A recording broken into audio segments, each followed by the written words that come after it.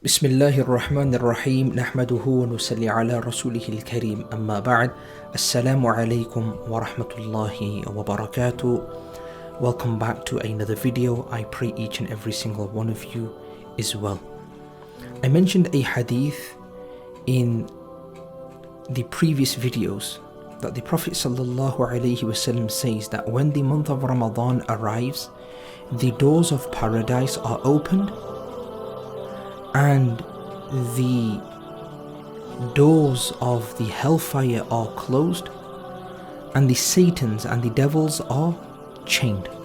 And this hadith we can find in Saheeh Bukhari. Ask yourself this question: am I utilizing the benefits that Allah subhanahu wa ta'ala has given us in the blessed month of Ramadan? That He's opened the doors of Jannah for us, He has closed the doors of the hellfire, and He has locked away and chained the Satans, the devils, who whisper in our hearts and instigate us to do wrong. I.e., Allah subhanahu wa ta'ala has made it very easy for us to do good in the blessed month of Ramadan.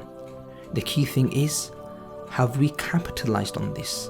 Have we used this to our advantage? Have we used this to our benefit?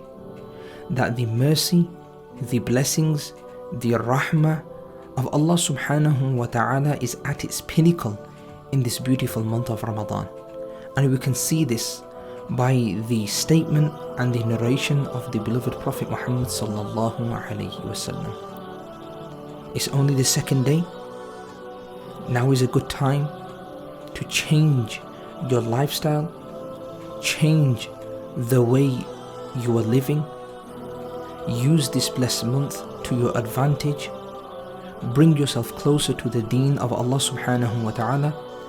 Bring yourself closer to the beloved Prophet Muhammad sallallahu alayhi wasallam.